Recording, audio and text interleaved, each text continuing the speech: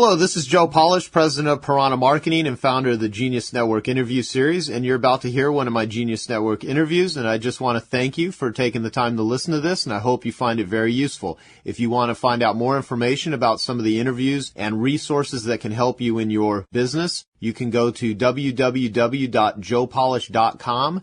And we have a Joe Polish Recommends section with all kinds of resources and vendors and services and products that we recommend that can help you in your business. And also for more useful interviews and a whole list of other people that I've interviewed, you can go to www.geniusnetwork.com. Thanks and enjoy the interview.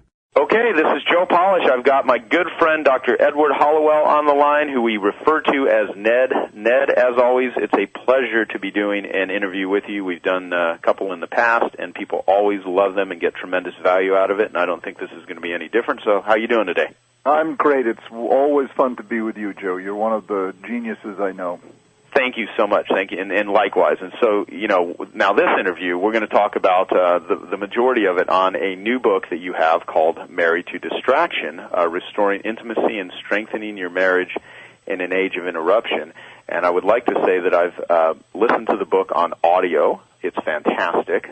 You do it with your wife, Sue George Hallowell, who I have met, and I've actually even stayed at your home with you and your three children, your three wonderful children. So you have indeed, and our little dog Ziggy.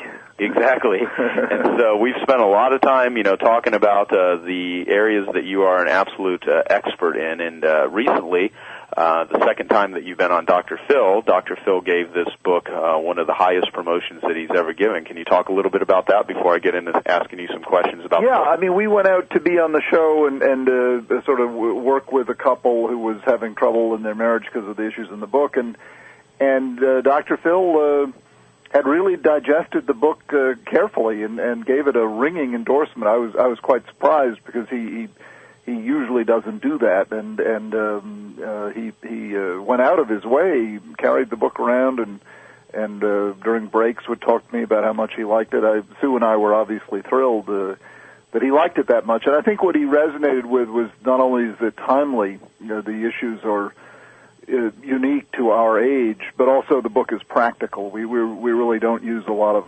psychobabble. We try to put it in plain English so couples can actually make use of the advice we have to offer. Well, that's what I like so much about everything that you write and create. None of it is psychobabble. It's written in language. Although you are a very well-educated psychiatrist, the top ADD, ADHD psychiatrist in the world is what you're known for. You speak in a language that everyone can understand, and I think you get modern life better than anyone I've ever met. And your ability to put language to it and explain it, I think, is so valuable, which is why I'm really looking forward to this interview. And one of the things I do want to say, although the book is written for people that are married, my perspective from listening to it, and I have the book here right in front of me from reading it, is that it would apply to anyone in any sort of relationship.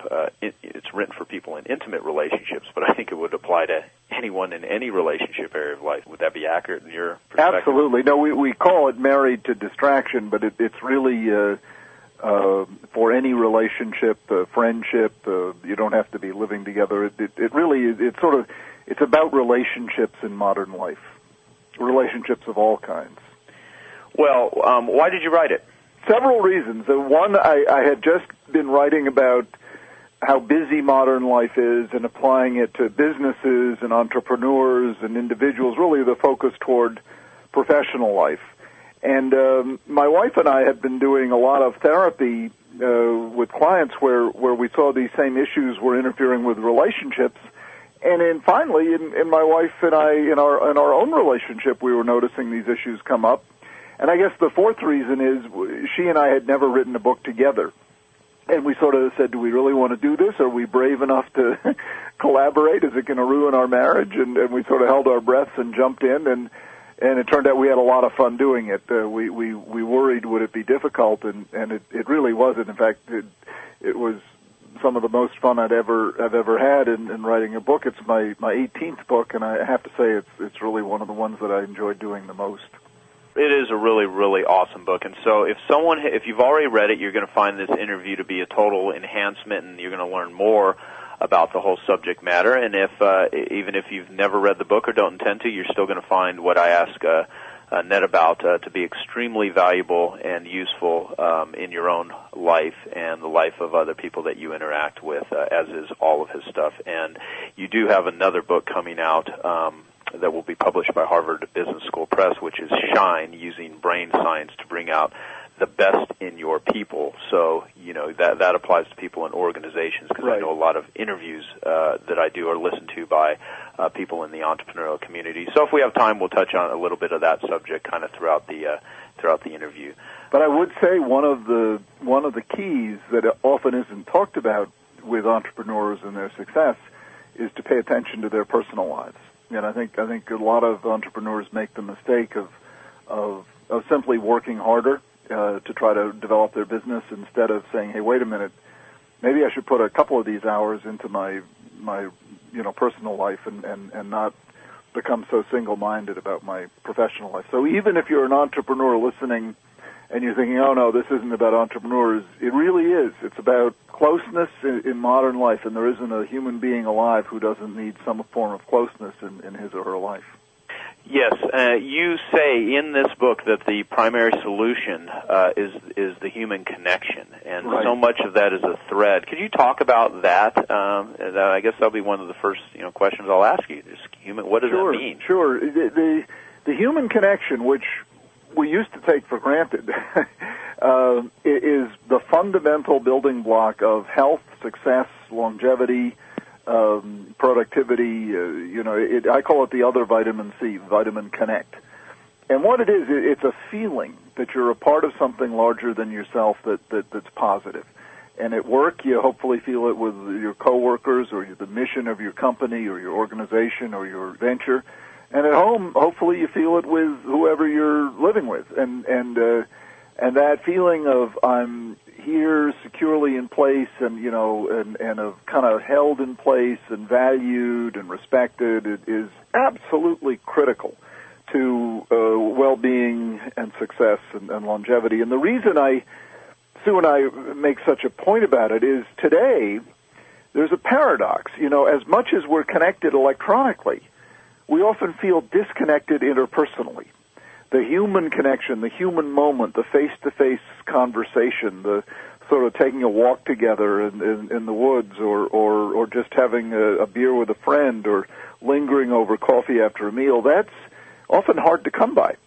And we want to say, protect it. And really people forget that the single absolute requirement of making a meaningful connection is that you pay attention.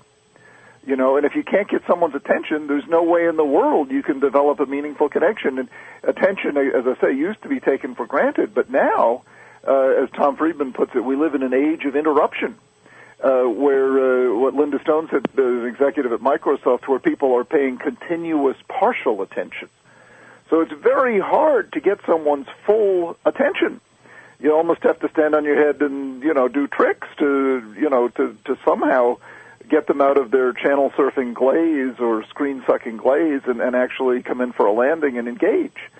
And yet if you don't get that person's attention on the professional side, you'll never be able to build trust and do business with them. And on the personal side, you certainly can't create intimacy. Well, which I imagine is now at an all-time high in your work, and just in general, just how many couples are trying to make it work in today's day and age with all of the massive distractions, and have any time left over for each other. At least maybe they feel that way in their head. Absolutely. In days going by, a generation ago, you'd ask what are the biggest conflicts in couples, and it would be sex and money and philosophy of raising children and who decides which side of the bed is warmer, those kind of issues. But those issues now take an absolute backseat to the issues of time and attention. Now, the biggest issues that divide couples are not feeling you can get your spouse's attention and not feeling you can get enough time together. And so before you even begin to sort out sex, money, child rearing, what have you, you're struggling over why won't you pay attention, or why can't we find time together, Or why are, you always on your computer when I'm, hoping you'll come keep me company? And those are the issues that we see in couples now, and of course those were nowhere near the lead issues a generation ago.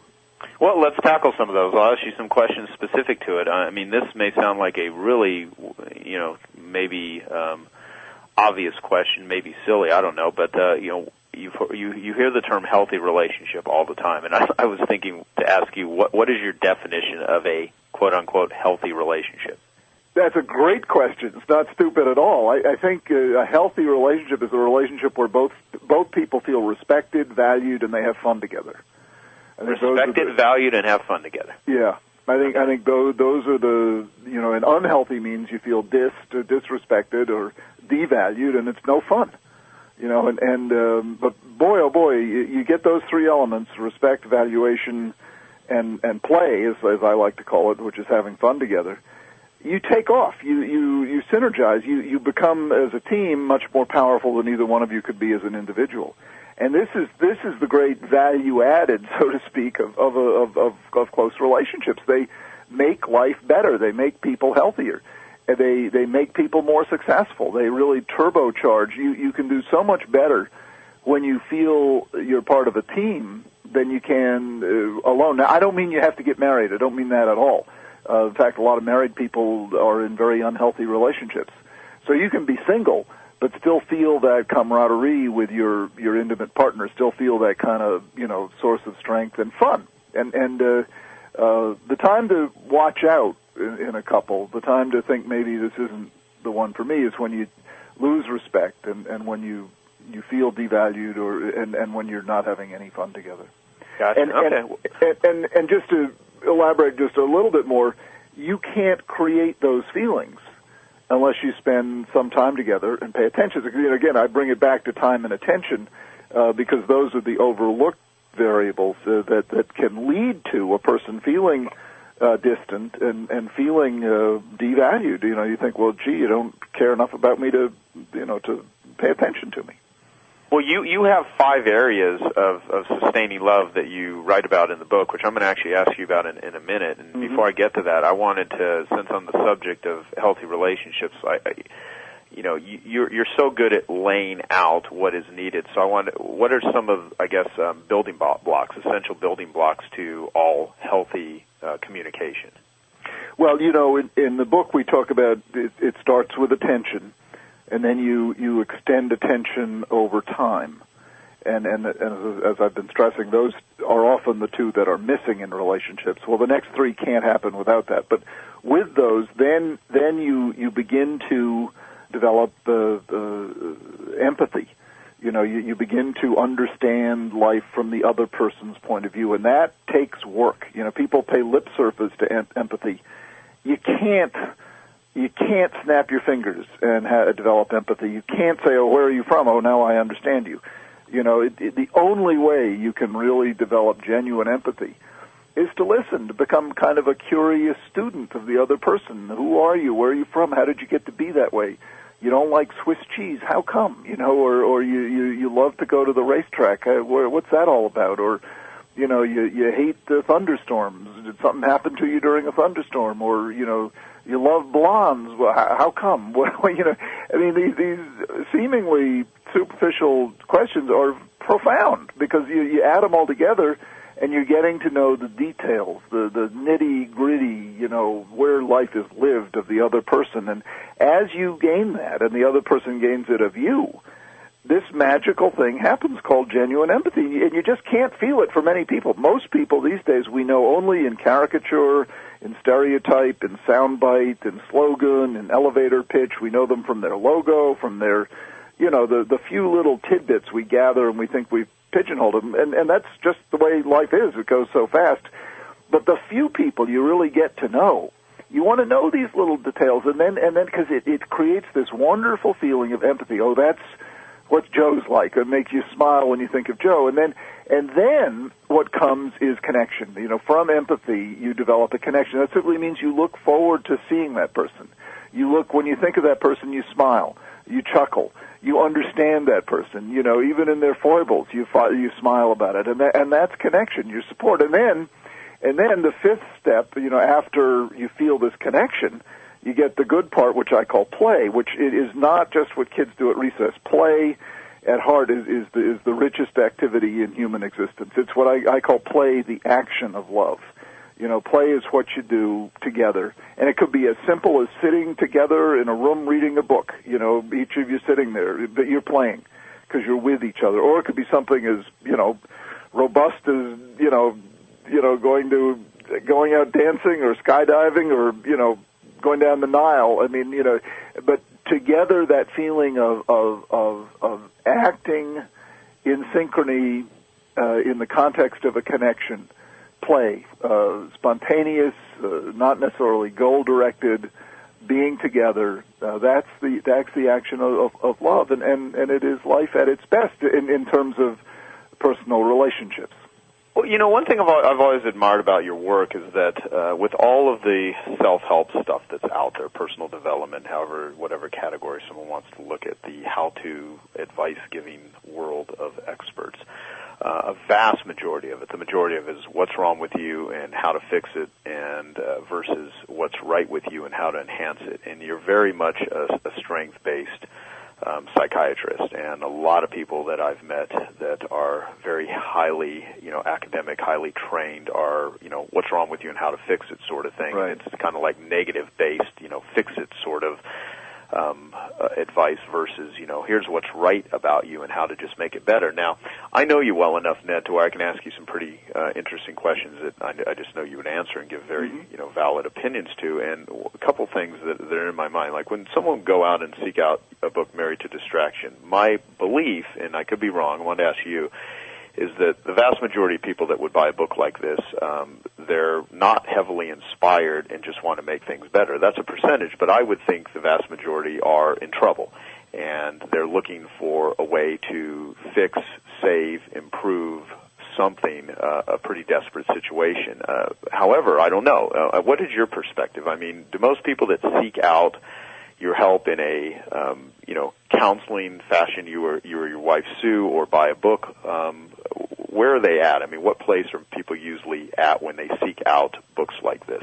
Well, it's a combination. They are usually, just as you say, in pain. Before they'll plunk down $25 for a book or, several $100s for a therapy session. There's got to be some pain. So you're quite right. They're hurting. But on the positive side, folks who do that are hopeful. They wouldn't pay the money if they weren't hopeful. They wouldn't bother to read the book. They just say, "Oh, why bother? This is hopeless." And so they're also willing to work. Reading a book like this, it's not like reading a pot boiler. We write the book through stories, but it's asking, it's inviting the reader to do some work. So the people who read these books, I have great respect for, my readers, because they're serious students of life, and they want to live life more fully. But you're right, they feel they're not where they want to be. There is some pain, but it's often I admire them because what they do with their pain is they try to turn it into something constructive, instead of just sort of saying, "Oh, why bother?" and giving up. Oh yeah, well, yeah. We try to write the book, with those readers in mind, and kind of meet them where they are. Yeah, well, okay. So what I was going to say is, even in my own life, I very much admire anyone that is aware that there's an area of their life that they don't have a handle on, and then take steps in order to get a handle on it. Right. And that getting a handle on it could come from, I just, don't have a lot of knowledge in this area, and I want to improve it, and they're coming from a place of inspiration, or they're coming from a place of desperation, because the people that really sit in misery are the ones that, for one, aren't aware of it, or secondly, are, but are not willing to do anything about it. Right. And so now that leads me to another question, though, which is, at what point is a relationship, beyond hope, where, you want to make it work, you have all the optimism in the world, you have all the hope, it's just not a right fit? I mean, how does someone even know that? Do they go through a process? Is it a gut feeling? I mean, what is your gauge at some point? Because I imagine in your career, having counseled thousands of people, having met hundreds of thousands and literally millions that have watched you on Oprah and Dr. Phil and all the. I mean, you've been on every major talk show from Dateline to everything. Out of all of your experience, at what point do you just say to someone, give it up, man, you're just going down the wrong path. Sue and I actually talked about this. It's another very good question, as all your questions tend to be, and we like to think that there's hope for every couple, but we end the book, actually, toward the end of the book, we have a section where we call it 10 reasons not to get divorced, and then 10 reasons to get divorced. And the reasons to get divorced are you hate him or her, and you can see no possible way for that ever to change. You've felt this way for more than 10 minutes, 10 days, 10 weeks. You've got to have felt this way for a long enough time that you know it isn't going to change. In that case, get divorced. It's bad to live in a force field of hatred. So that's our lead reason to get divorced. And then some obvious ones: your spouse is repeatedly abusive to you, you've lost all respect for your spouse, you feel utterly indifferent to your spouse, you never think about him or her, you are mere roommates. Not only is there's no passion, there's no communication, no shared interest, no desire to try to make things better. Your spouse is so abusing drugs or alcohol that he or she is dangerous.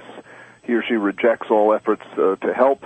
In complete denial, he or she spends days on end in a stupor. Your spouse severely mistreats your children. Your spouse changes in such a way that he or she becomes mean daily. Your spouse behaves in ways that violate the basic agreements you made when you got married.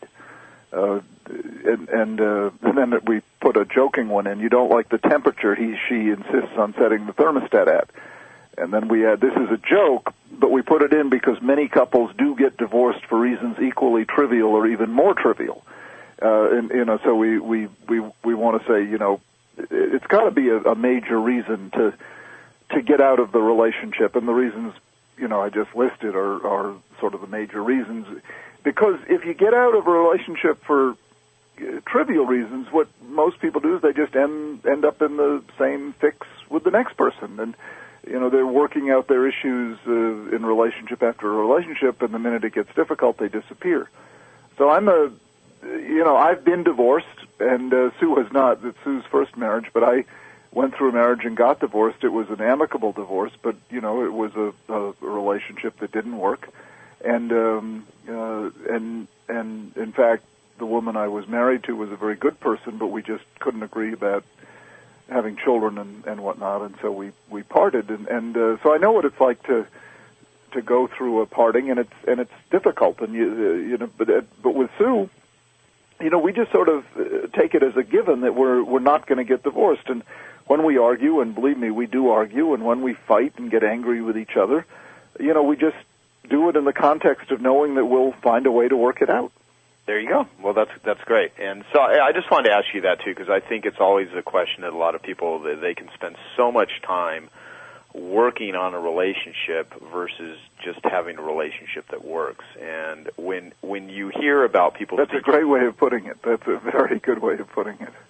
Yeah, and I think most people would just really love to have a relationship that works, and I think part of that, has to first start, of course, with you. I mean, you can at least do something about you, and that's what's so great about your book and your materials is you really put a heavy emphasis on what you need to know about yourself and how you interact and how you relate to your partner in order for it to work. And so I think even... Well, if I just interrupt for 1 second, I mean, Joe, what you just said, because Sue and I stress the fact that often when couples come in for therapy, they're wanting to change the other person. They're saying, if only he would be neater, or if only she would be, better with money, or if only he would lose weight, or if only she would listen to me, what have you. And we say, look, try to stop thinking about how you want the other person to change, and say, what can I do?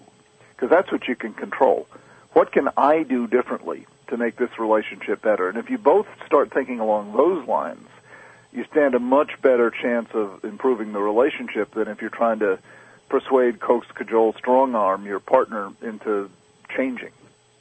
Yeah, and I think if everyone took that question, what can I do differently, and applied it to their job, to their career, to their business, to many areas of life, I think they would see that a lot of your happiness is your own personal responsibility, not hoping and wishing that someone else is going to magically become something that they won't become. Exactly. There's a book that I've never read, but I love its title, and the title is Hope is Not a Strategy. Yeah, it is a great title. It is a great title.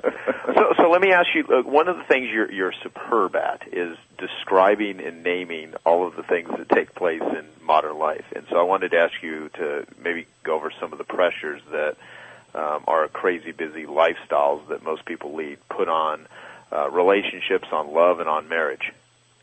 Well, we're sort of stressing what's unique these days as opposed to a generation ago or ever before in human history, and how that impacts relationships. And, of course, what's the defining, newness of modern life is communications technology. It's dizzying. We're living in such an earth-shattering, changing, epical era of transition that it's very hard to take stock of it. But, I've given some names to the traps that modern life sets, and right at the top of the list is what I call screen sucking. And this is where you say, I'm just going to check my email. And the next thing you know, 2 hours have passed. You're sort of glomped onto the screen. Or you're having dinner with your spouse and you're sort of looking at your BlackBerry every 30 seconds to see what new text has come in or what new email has come in. Screen sucking. And nothing against the technology. Believe me, I love it, as you know, Joe, and I know you do too. It's great. It's made business a lot of fun and faster and cooler and, just blown the lid off of opportunity. I mean, there's so many opportunities. But if it's in charge of you, then it's a problem, and it's a problem in your business because you'll be overwhelmed and overrun, and it's a problem in your personal life because you won't give your partner or even your friends the attention they deserve, and not only do they deserve, but you should give it to them because you won't get out of them what you want and what you need if you're sort of diluting your attention by screen sucking, and so that's one of the dangers that I point out. And then another one is just this tremendous temptation to overcommit. The great thing about modern life is you can do so much, but the curse of modern life is that you can do so much. And this is harmful in business, but it's equally harmful in relationships where you overcommit. My classic example is couples who go on vacation and they book up their days as if it were, their last chance to, exhaust their bucket list. And by the end of the vacation, they feel more tired than when they left. They mistake being busy for being close. They mistake it's like the business person who mistakes being busy for being productive. And in intimacy, they mistake being busy and touring and seeing sight, whatever it is, with being close. And again, this is a common trap in modern life where we equate busyness with some kind of a way to be when in fact intimacy depends upon the ability to stop and to linger and to listen and to slow down and to and people sort of mouth those slogans, oh yeah, stop and smell the roses. I've heard that before, but then they just rush right on by. And you can't get close in a hurry. It's impossible to do. It's simply impossible. And yet we live in an age that craves speed. In Milan Kundera, the novelist, has a great line. He says, speed is the form of ecstasy that technology has bestowed upon modern man. Well, in some contexts, that's fine. But when it comes to relationships, it's an absolute curse. You can't connect with another person when you're both going real fast. You can race, you can have fun, but you can't connect. You have to meet and stop to really feel the benefit of that. Well, it's great. I loved you said a couple of lines, can't get close in a hurry, last chance to fill up a bucket list on vacation. I think that's hysterical. Right.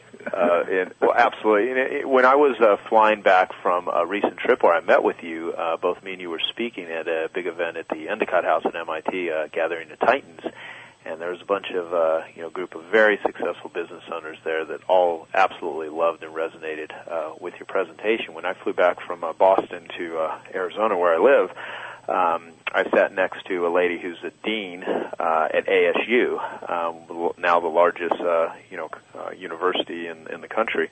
Is it really? Yeah. Wow. 69,000 students. Wow. And basically, she was this really nice lady. I spent 5 hours on a 5-hour and 40-minute trip talking to her. Wow. And we were sitting next to each other. And when I first came in, she was, just going through some messages on her. I think it was an iPhone. Uh-huh. And basically, I just kind of made a comment because I literally just had lunch with you that day, and I said, "Yep, you gotta love the electronics." And she's like, she made this comment. She said, "Electronic chains." She's like, "I love them and I hate them." Yeah. And I said, "I love that line. What electronic chains?"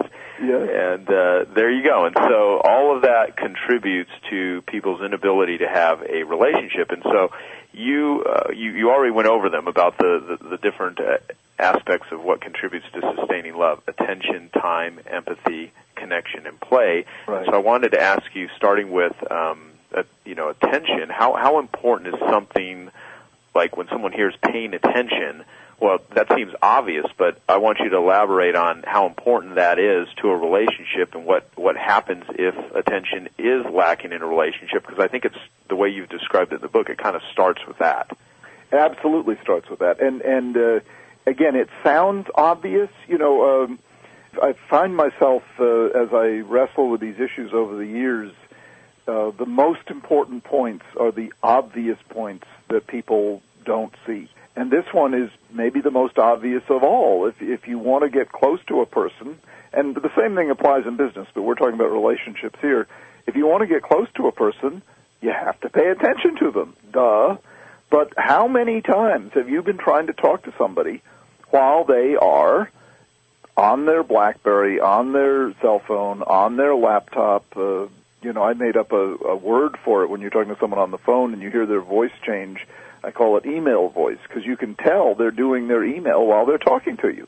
And you can just feel there's a change in their energy level, there's a change in the tone of voice.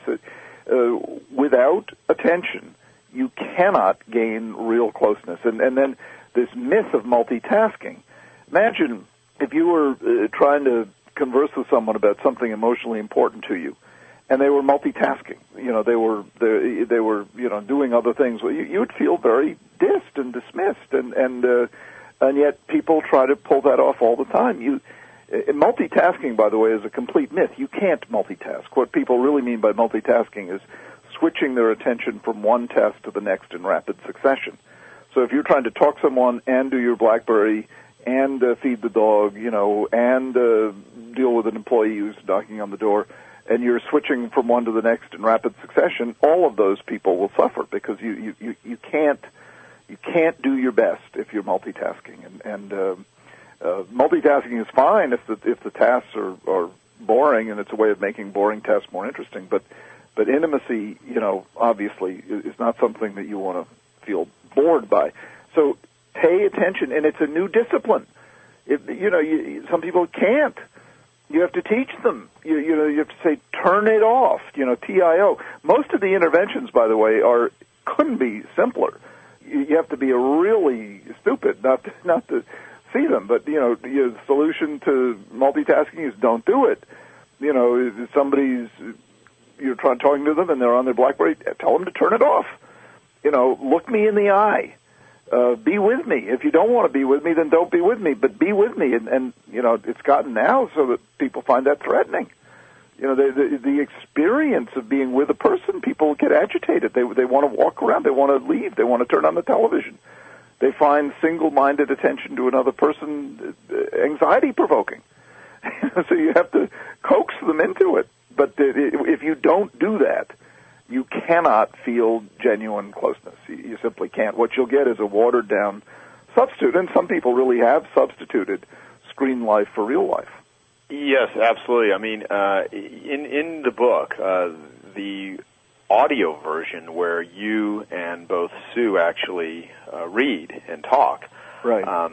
She talks about mail, regular mail, where years ago when we had this anticipation when the mail's going to show up, and we actually, you go out to your mailbox once a day and there it is, but now, you could be getting something every second. Right. And there's this urge, even if it's not a good message, to open up a new message and see what a new message is all about.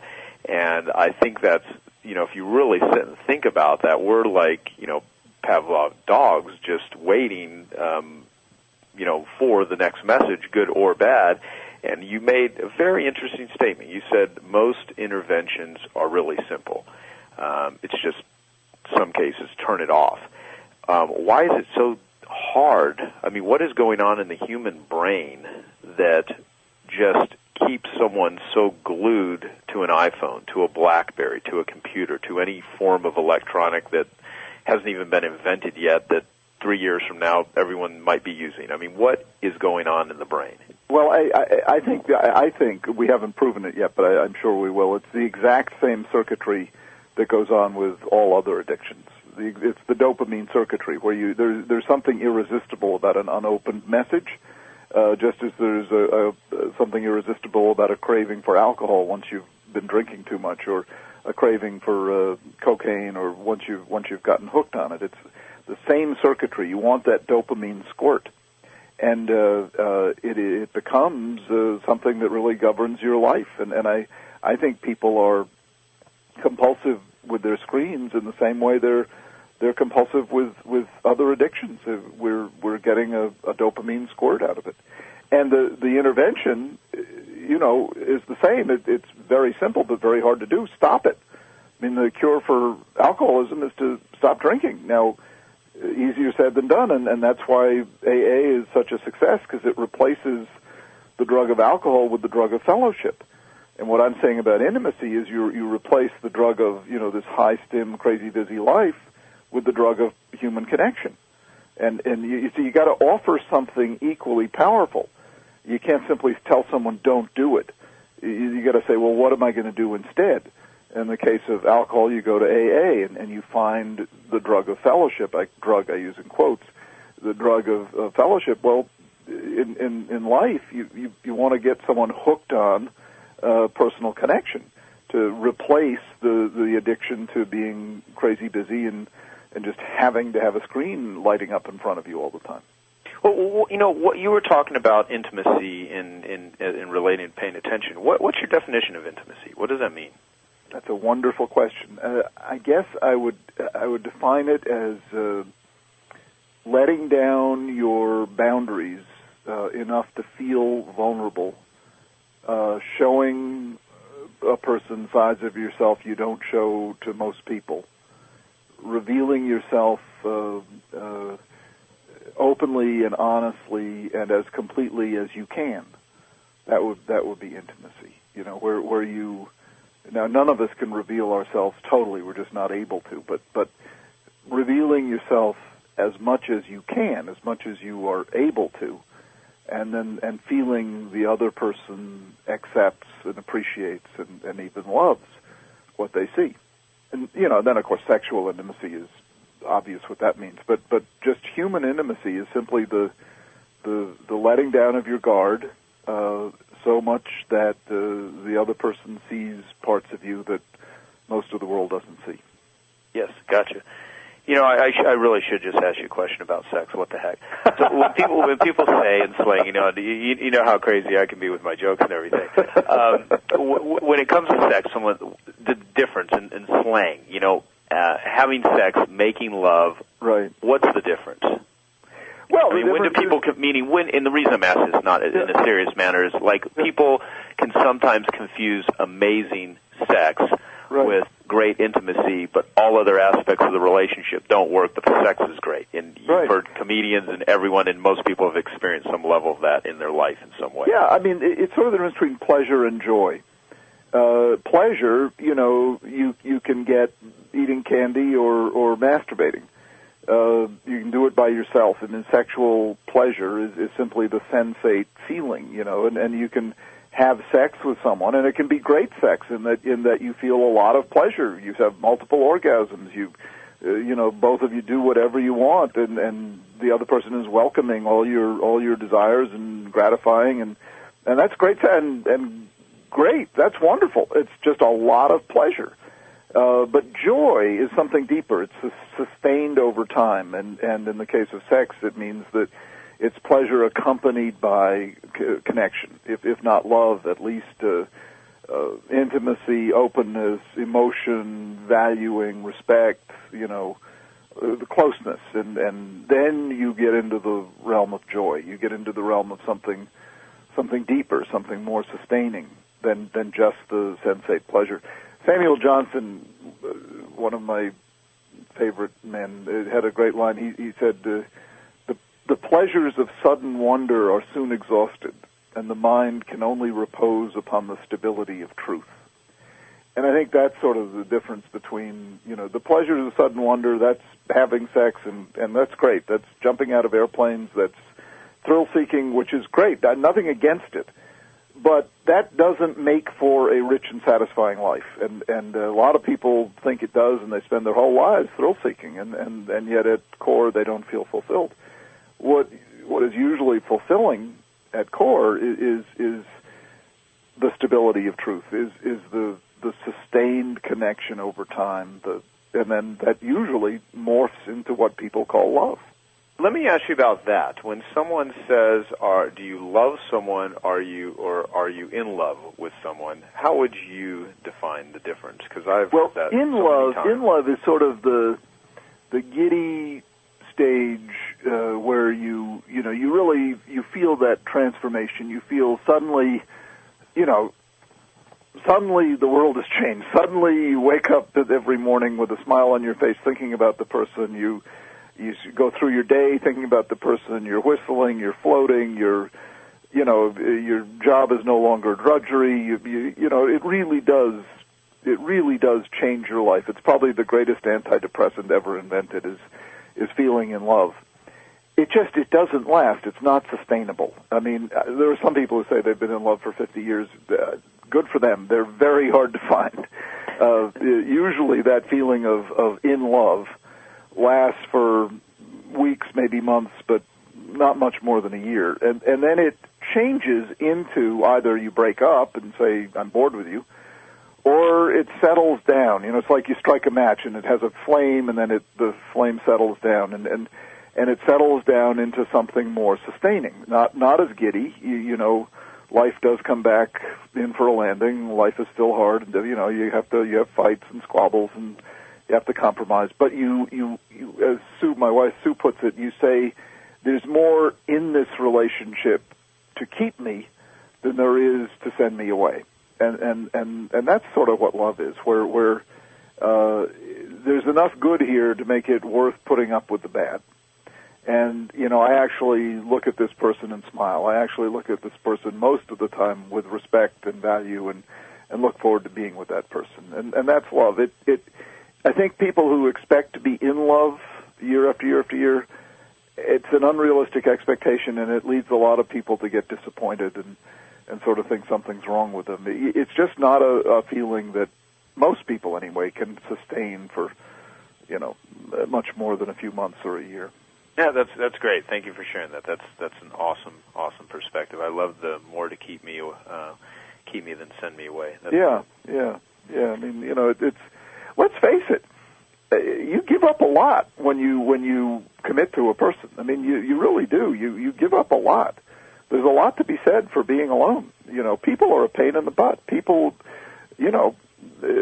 fart and spit. I mean, it's much easier if you're alone. You don't have to worry about any of that. You can do whatever you want, and so there's got to be a major inducement to make it worthwhile giving up all that freedom and having to be civil and polite and meet the person halfway. And why bother? I mean, and it's a very good question. And our answer, Susan, my answer is if you are patient and look hard enough. And after my divorce, I dated for 9 years before I got married. I didn't want to go through another divorce. So I dated woman after woman. In fact, when I asked Sue out, she said, "No, I won't go out with you. You're too much of a womanizer." And I got very mad at her. I said, "I am not. I've dated many women. That doesn't make me a womanizer." But we still argue with each other about that. But I wanted to be, sure that I was willing to, make these kind of compromises, because it does take a lot. You give up a great deal when you commit to another person. Well, let me ask you about arguing then, because it's always an interesting subject. Is there a healthy way to argue in a relationship? Absolutely. If you can't argue, you don't have a good relationship. If you can't argue, one of you is being too passive. You've got to be able to stick up for yourself, and there's no such thing as intimacy without conflict. Because you're going to argue about what TV show do you want to watch, where do you want to go for dinner, where should we go on vacation, to bigger issues, how do we raise the children, or so you want to develop a way of arguing that isn't attacking and demeaning, and but where you put your point of view across, and you make sure it's heard. And then you argue it out. Now sometimes that gives an unfair advantage to the better arguer, and I've seen that a lot in couples where someone is just better with words, and the other person can feel bullied and kind of it's unfair. And that's where you want to make sure it doesn't just revolve around who's more adept with words, but you want to make sure both people's feelings get respected and their points of view. Well, let's go deeper with it, because I think that would be really useful. Like, I mean, if they're the Ned Hallowell rule book for how to effectively be, and I think that is the key. How you're being in an argument versus what tactics you're using. Right. What I think, I'm not sure. I mean, you tell me. How would you recommend people resolve disputes if they do get into disagreements? What are some ways that are effective and are not demeaning? Because I know there's a lot of people that will be listening to this that have gotten into patterns where they are attacking and they are demeaning and they feel really hurt. Yeah, and when that happens, when that pattern emerges, when you find yourself, what we call in the book the big struggle, where it's just attack and defend, and you find that your closest moments are when you're fighting, and that happens where you couples, they're either indifferent to each other or off doing their own thing, or they're fighting. And when that happens, usually the content of what you're arguing about is not what matters. Usually underneath it there are unmet needs. One or both of you is feeling that some important need is not being met. You're not valuing me. We're not having enough fun together. You didn't respect the job promotion I just got. You didn't notice the weight I just lost. You didn't notice the hairdo I had. You were rude to my mother-in-law. You don't care about the contributions I make around the house. You take me for granted. What have you? They feel, but they don't come out and say that. You see, they're indirect, and so they pick a fight over, I don't like the food, or whatever it might happen to be.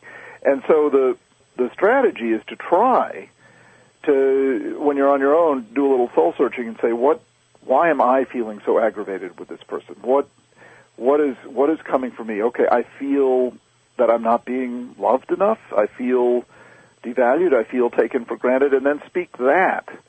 Say I feel the following, but don't pick fights, because what these struggles become is they just become attack and defend, and it just goes on and on and on, and tit for tat, and you said this and you said that, and it's very demoralizing, and no one ever wins. Even if someone seems to win, no one wins. Both people lose, because it drives you apart, and then you don't look forward to seeing the other person.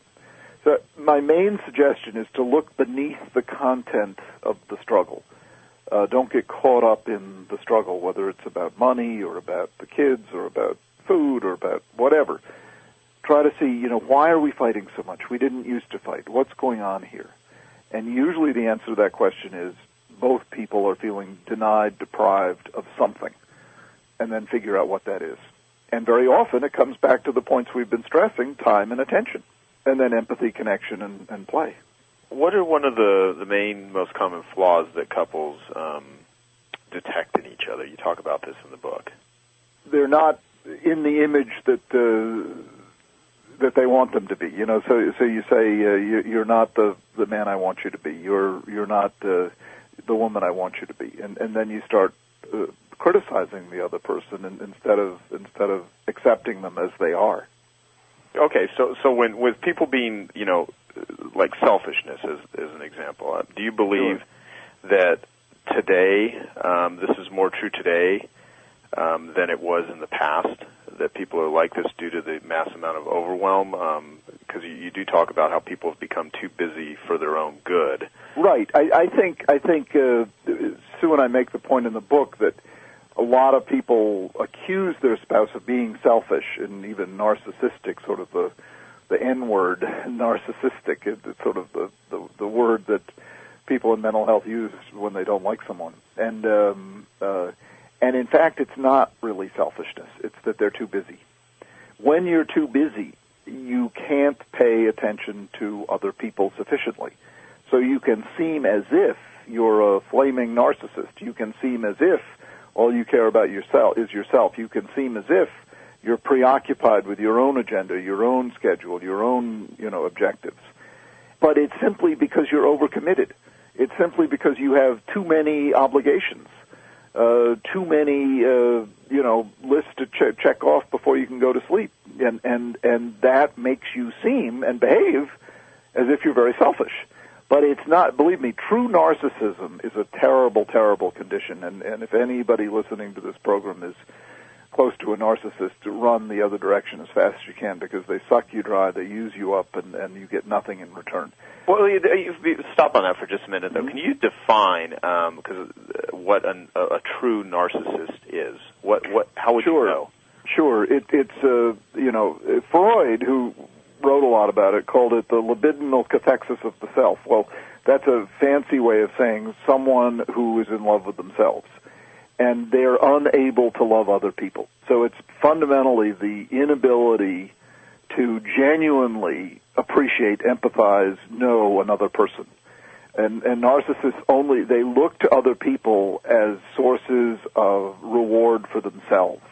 They look to other people as sources of gratification for themselves. And they'll work hard to get it. A lot of high achievers are big-time narcissists. They'll do tricks. They'll get rich. They'll get famous. They'll perform. They'll, go on stage or, become CEO or what have you. But it's all trying to fill a hole that can't be filled. And so what they do is they suck from the audience. They suck from whoever it is. They suck from their partner. All the admiration, valuation, respect they can squeeze, and then they move on. And they're fundamentally empty, lonely, miserable people who use up others. And what's so sad is they're often very successful at seducing people, very successful at getting people to love them, because that's what they're in business for. That's their raison d'etre. All the time, wherever they go, they want the room to love them. They want the audience to love them. They are single-mindedly dedicated to one purpose, which is this getting other people to admire them, and so they become good at doing it. What's so tragic is the people they leave in their wake. It's a very difficult condition to get over, and it's much better if you're involved with someone like that you get out of there. And a good way to tell is when you're with that person, if you feel fundamentally not seen, as if the other person is putting on a lot of performance, but you like the other person never asks you about you. The other person never really notices anything about you, doesn't even notice if you're in pain. You could almost get up and leave the room and come back, and they wouldn't even say, "Where did you go?" Right. Yeah. What percentage of people would even fit that category? I mean, I've in my life, I've met a lot of people that have narcissistic tendencies, but aren't true narcissists. Or, super busy or preoccupied or whatever. But there are a handful that I've ran across. I mean, life revolves around them, and they have no ability to empathize with anyone. Yes. It's fortunately a very small percentage. If I were to guess, I'd say, 2 or 3%. I mean, it's a very small, a true narcissist. We all have narcissistic sides to ourselves. We all can, but believe me, you put it well, Joe. I mean, when you're in the presence of a true narcissist, you just feel like you disappear. and you also feel put upon because you're supposed to keep cheering and yelling and saying, "You're great, you're great, you're great," and it's very draining. The worst thing that can happen is to have a narcissistic parent for a child. It's just, I treat a number of people like that, and it's so sad what they had to endure.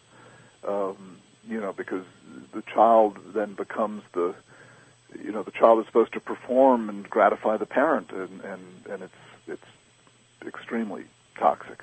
Oh God, yeah, I can imagine. Well, speaking of toxic thing, you talk about in the book a negative factor that is so prevalent and so poisonous that it can destroy intimacy, and that's toxic worry. And you have a 4-step plan that we've talked about in the past that can eliminate 90% of it from your life without the use of medication, and you've applied it here to relationships. And I'd like you to talk about that because it's so simple and it's so valuable, and I think everyone listening, if you just took away this from the conversation that me and Ned are having right now that you're listening to, I think it would make your investment in listening to this recording so worthwhile. Yeah, many times, particularly these days where, the world seems so besieged and, there's 3 billion new capitalists and everybody's worried about the economy and their jobs and their children and so on and so forth. Worry can become a real obstacle to getting close to other people, and what I call toxic worry, you see, is the bad form. There's good worry and bad worry.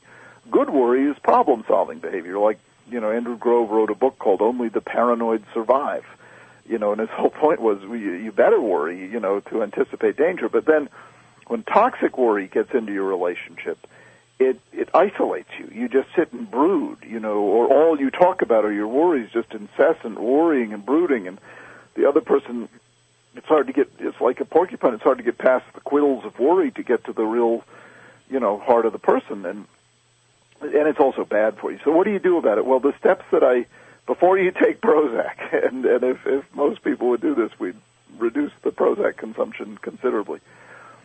Step number 1 is to connect. As my old teacher Tom Guttal used to say, never worry alone.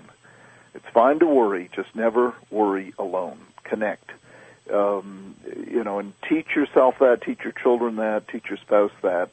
Never let the sun set on an unshared worry. And it's remarkable how just that almost immediately reduces the toxicity of the worry. My favorite demonstration of that is, imagine you're in a big dark warehouse and there's no lights and you're all alone. Almost all of us would feel paranoid. We would feel frightened. We're alone in the dark in a strange warehouse. If you're in that same warehouse in the dark with someone, you probably start laughing. You just feel so much less vulnerable and so much more in control. And those are the two critical variables that combine to produce toxic worry: a heightened sense of vulnerability and a diminished sense of control. And so connecting with another person is an instant way of increasing your sense of control and reducing your feeling of vulnerability. Then step 2 is to get the facts, because usually toxic worry is rooted either in lack of information or wrong information. The economy is a prime example. We don't have enough information, and we've got a lot of wrong information. You were talking to me the other day about global warming. We've got a lot of wrong information and lack of information. We've got, you name it. I mean, let's say you have a mole on your forearm. You wonder, is that a melanoma? Well, you don't have the information. A lot of people get scared and they just worry about it. Well, go to the doctor. We'll say, well, what if it really is a melanoma? Well, goodness knows you're better off knowing that than not knowing that, because, and so whatever the problem might be, you're better off having accurate information. As you love to say, Joe, the most expensive information is wrong information, and probably the second most expensive is lack of information. So you want to make sure you get the facts. And then based on the facts, and you can never get all the facts, but enough facts, step 3 is make a plan. And people say, well, what if the plan doesn't work? Well, life is all about revising plans that don't work. That's what we do all day is, we make plans and revise them. And so, so you're much better off with a plan than being passive. Toxic worry loves a passive victim. So if you're active, you feel more in control, less vulnerable, the two variables I just said that are the keys to creating worry. And so in the active mode, you will do much better in sort of reducing the toxicity of the worry than if you're in the passive mode. And then once you've done those 3 steps, connect, get the facts, make a plan, the next step is to let it go. You've done what you can. Don't take it to bed with you. Now, that's easier than said than done, and, some people just can't let it go. Well, try to let it go. You're better off heading in that direction than in the other direction. Some people sort of hold on to their worries as if they were good luck charms, as if it were unsafe to live without worry. And in fact, it's unsafe to live with toxic worry. Oh, that's great. Well, I love that, and that is such a useful, simple process. Easier said to talk about than to actually do it, but it's not that difficult to do it. Well, at least the first 3 steps anyone can do. The step 4, letting it go, that's the hard one. Yeah, absolutely. Never let the sun set on an unshared worry. I like that. So something for everyone to think about. Now, since you have such a expansive knowledge and experience with ADD, ADHD, what about if you have a partner with ADD? How does the ADD affect the relationship? Well, if the ADD is undiagnosed, it can be an absolute disaster. What happens is there's a tremendous imbalance of who does it and who carries the responsibility. The non-ADD spouse usually becomes the one who has to do all the organizing, all the bill paying, all the making the trains run on time.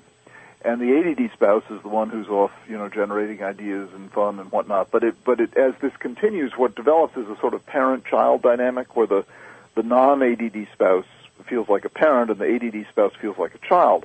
And that's very anti-romantic. The ADD spouse is forever correcting, chastising, reminding, and the ADD spouse feels like, he can't ever do anything right. And so they drift apart, and that, of course, makes it even more anti-romantic, and you end up, with the non-ADD spouse saying, my husband has become just another child, and then the husband saying, my wife is just a nagging, controlling woman.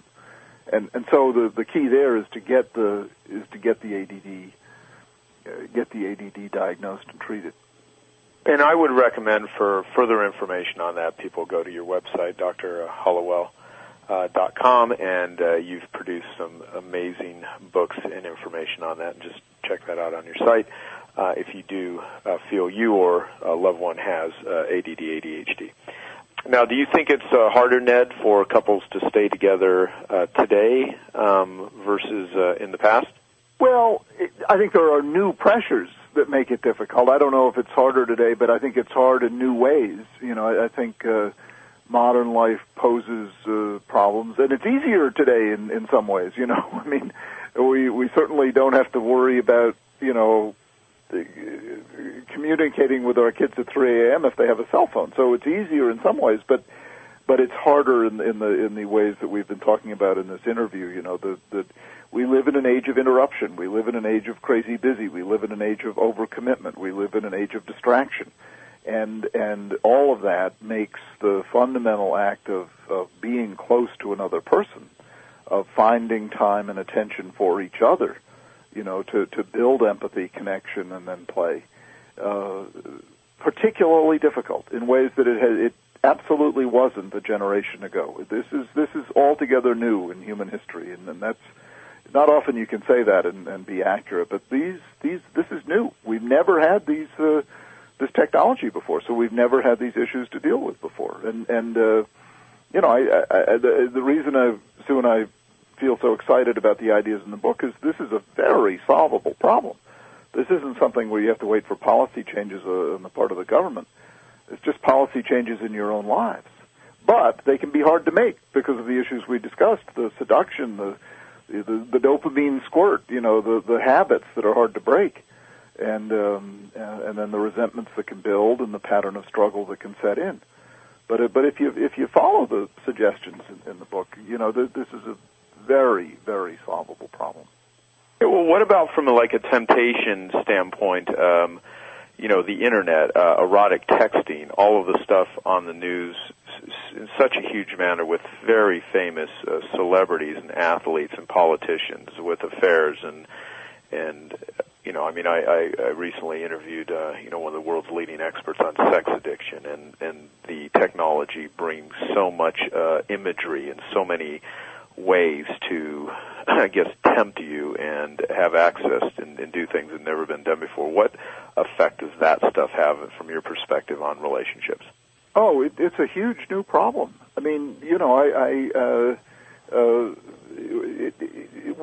again, it's exponentially more than ever before. I mean, erotic stimulation and outright affairs are instantly available online. You can hook up online in a matter of seconds, and you can get out and find a real person. It's not just texting or chatting in chat rooms. You with a little bit of persistence, you can be with a person within minutes, if not hours.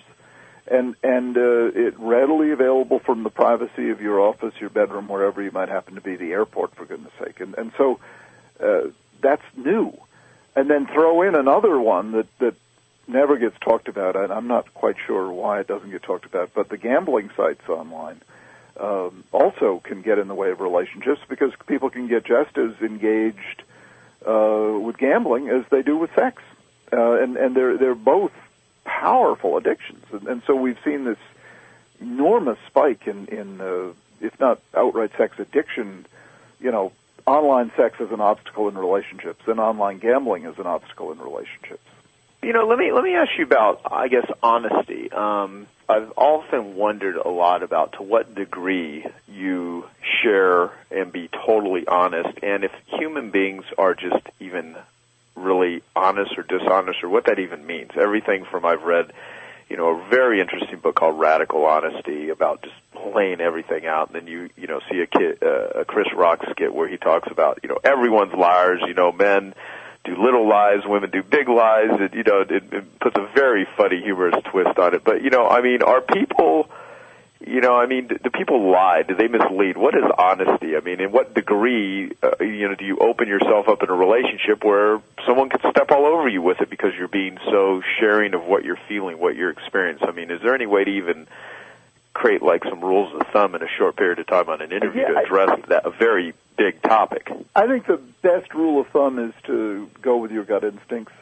We all lie. Civilization depends upon our lying. That movie Liar, Liar is a great comical rendition of what happens if you go around telling the truth.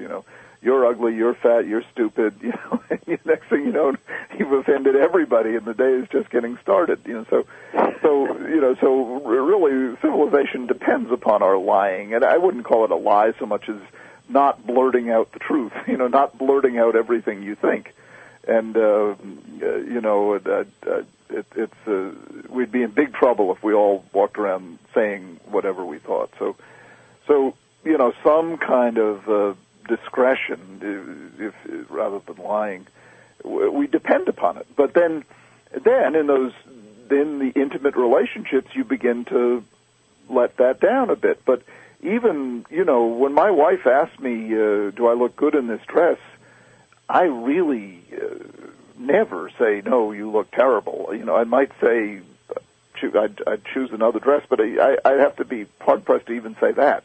There are times when she really just wants me to say, "You look great," and that's what I say. She really doesn't want my honest opinion, and so I don't give her my honest opinion. And there are times when we don't want to hear the truth, and we shouldn't hear the truth.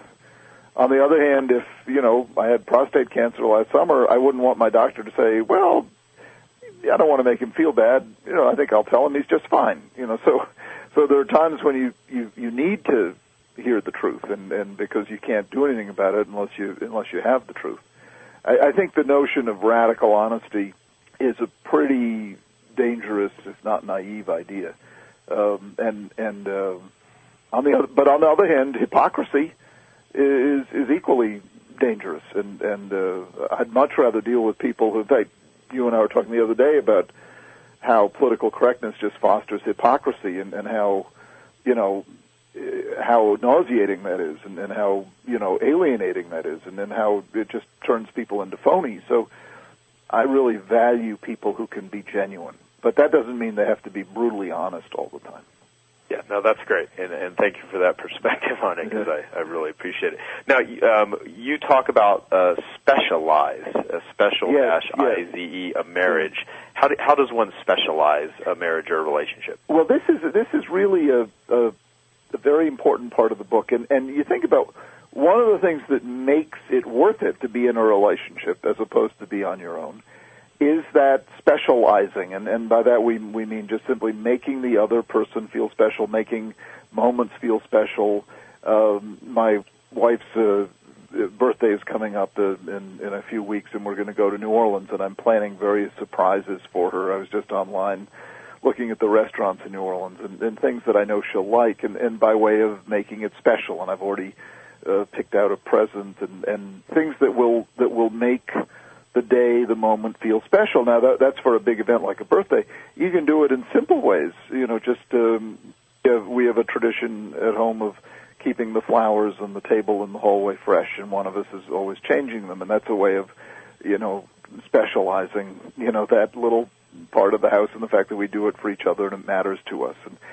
And the more you can specialize your relationship, the more it doesn't matter what you don't have. The more, the great line from the rabbi who said, happiness is not having what you want, it's wanting what you have.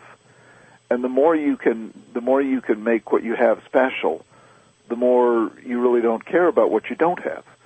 A lot of people in relationships keep looking at other relationships as better, or other people as having it all made, and they don't give themselves a chance to relish what they've got. And what Sue and I are saying in the book is just try to specialize what you have. Think of ways to make dinner tonight special, or make the weekend special, or make your time in bed special, or make taking a nap special. It doesn't have to be anything other than what everyday life offers up. But if you can make that special together, then it becomes worth it to be in a relationship. Yeah, absolutely. That's great. Well, let me ask you about what can you do if one person feels like they've lost all hope in the relationship? For example, meaning if they've, say, fallen out of love. Is it too late for those types of people, or what would you say to them? Sometimes when you feel bereft, that's when your relationship is about to take a turn for the better. I would say consider seeing a couples therapist or a therapist on your own.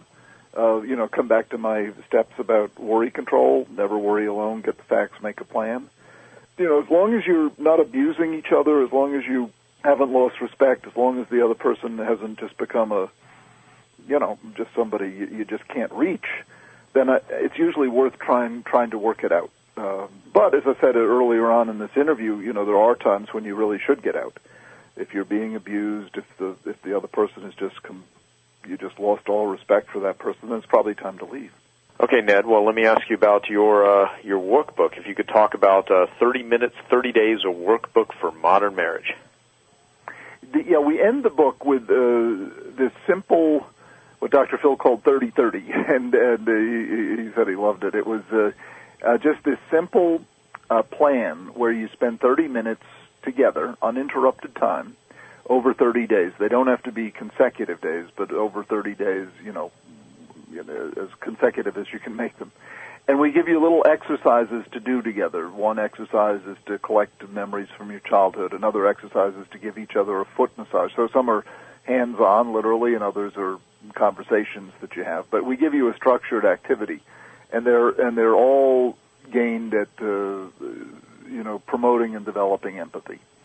If you do those, and it's so simple and it's so practical, if you do that, you'll guaranteed you will feel closer in just taking 30 minutes over 30 days.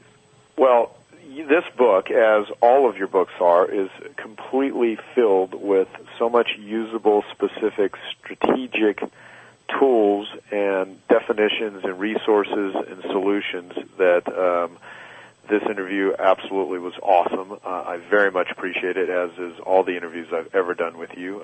You are just a brilliant, brilliant man, and you put out so much good information to the world. And so I want to encourage everybody, if you've not already read the book, Married to Distraction, it will simply enhance everything that you've heard today. And I would also encourage you to read every book that Ned has ever written on a variety of subjects, from forgiveness to worry, to ADD, ADHD, to crazy busy, you name it. Lots of 18 books now that you've written, correct? Well, you're really kind, Joe, and you know, I'm such a fan of what you do. You're an amazing creative genius. It's wonderful to talk to you. Thank you. So last thing I want to ask you is this: what's next for you? You got a new book? Yes, I'll have a book coming out from the Harvard Business School Press. It'll be out in January of 2011. And it's called Shine, and it's about how to bring out the best, and it's for managers, how to bring out the best in your people and also in yourself. It's about how to develop peak performance, and I lay out a 5-step method that is anybody can implement and really does work. Awesome. And so I will again remind everyone that if you want to find any information about Dr. Hallowell, his website is Dr. Hallowell, HALLOWELL.com. You can keep abreast of what he is doing there. You can find his books in every bookstore, online, offline. And if you did get this interview, certain ways that this interview is being distributed, proceeds, in some cases 100% of all money earned from this will go directly to charity. And so we want to thank everyone for not only listening to the interview, but for many of you, you've actually made a contribution to a charity, which is absolutely fantastic. And to you, Ned, I just want to, again, thank you so much. It's always a pleasure interviewing you. And any famous last words? Oh, just you're awesome, Joe. I love our collaboration, and I love the work that we do together. Awesome. Thank you. And to all the listeners, wish you the very best relationships that life can give you, and I hope you found this extremely valuable, and stay tuned because I will continue to share more wonderful stuff like this with you in our interview series. So thank you, Ned. Have a great day, and I want to give a big shout-out to all of our listeners to thank you very much, and have a wonderful, wonderful day. Hello, this is Joe Polish. I want to thank you for taking the time to listen to this interview. I hope you found it very useful. Please give me your feedback on all of the interviews that you listen to. I'd love to hear your feedback so we can always deliver a great program for you. Our website is www.joepolish.com, and we also have a Joe Polish Recommends section, so you can take a lot of the ideas and concepts that you hear on my Genius Network interview series and apply them to your business and find vendors and resources. You can go to joepolish.com to find that information and click on the Joe Polish Recommends section. And also, if you would like to find out about more interviews and invest in more useful Genius Network series interviews, go to www.geniusnetwork.com. Thanks, and eat your competition alive.